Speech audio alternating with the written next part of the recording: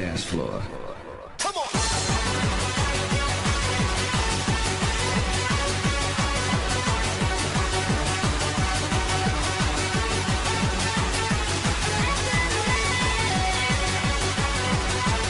Everyone, it's Chuck here bringing you a battle versus I Like to See You Dance. This battle was probably a few months ago. I just found the memory card that contained this battle. We had never battled, and we finally were able to battle. And the song is going to be, it's Rex Tremende and Agnes Day from Ace Combat 4 Shattered Skies, the final mission in the game. So I lead off with my Starlight as he leads off with his Jelly, and this set has Psychic, but for some reason I went for the Thunderbolt, and he goes for the knockoff. I wasn't expecting the knockoff, but there goes my Life Orb. So I'm like, alright, I'll just go for another Thunderbolt. Again, I don't know why I didn't go for the Psychic, because 2 Psychics would have killed that thing. And so it's basically in the kill zone range, and he goes for the Toxic Spikes. And he's going to make a very brilliant play on the next turn, right on this turn right here. As I'm going to go straight for another Thunderbolt, he's going to go out into Gotcha, a Magnezone, Steel Pull, or whatever that ability is. I think it's Steel Pull.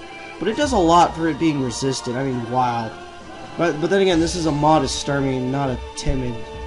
Most people run Timid. So I go into my Tails Doom. My Ninetales. My Drought Ninetales. As he's going to go for the Substitute. It's like, oh, crikey. I wasn't expecting that one. So after he munches on his leftovers, I'm going to go for the Sun-boosted Fire Blast. Which I'm not very good because I'm I'm poisoned, and I'm also Life Orbed.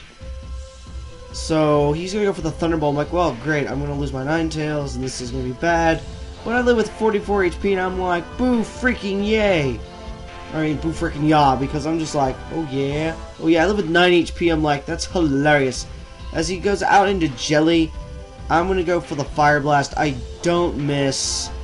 And thanks to Drought being up, because I got Drought up and the boost from the Sun, that was enough to take out his Jelly. I'm not sure it would have lived. Probably would have lived just barely without if I didn't have Drought up. So I died a Life Orb. As he goes out into I Eat Babies, I go back out into my Starlight, and now I'm poisoned. I'm like, oh well, I've got Natural Cure. I can just switch out. But I'm going to go for the Psychic to see how much damage I can get off on him. And he goes for the Skill Swap. I'm like, wait, what? I was not expecting that one. So now I've got Pressure, and he's got my Natural Cure. So as I'm stunned right here, I'm just like, okay, I'm probably going to go straight for another Psychic.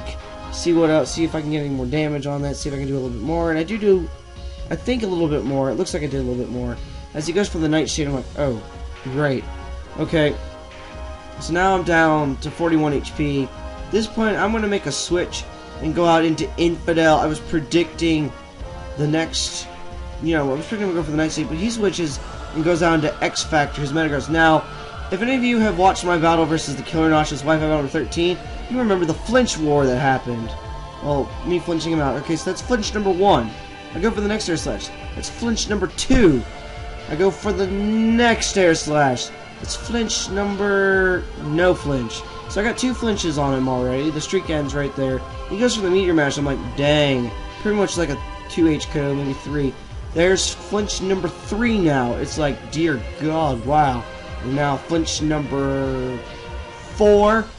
Can I get 5? Am I going to get 5 flinches? Yes, I get 5 flinches on this Metagross. I'm like, wow. And then he finally goes for the Bullet Punch. I'm not sure if he, realized that he could have Bullet Punched me to death already.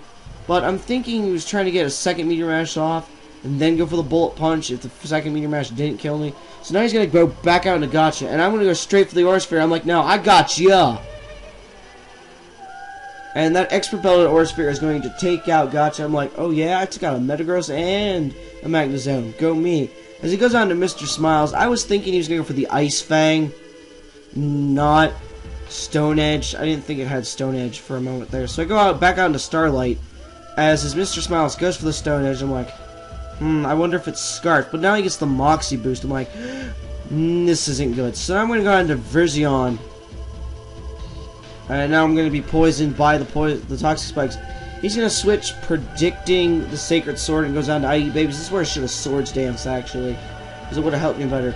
So, obviously, Sacred Sword's not going to affect I Eat Babies. Wow, that just sounds weird coming from me.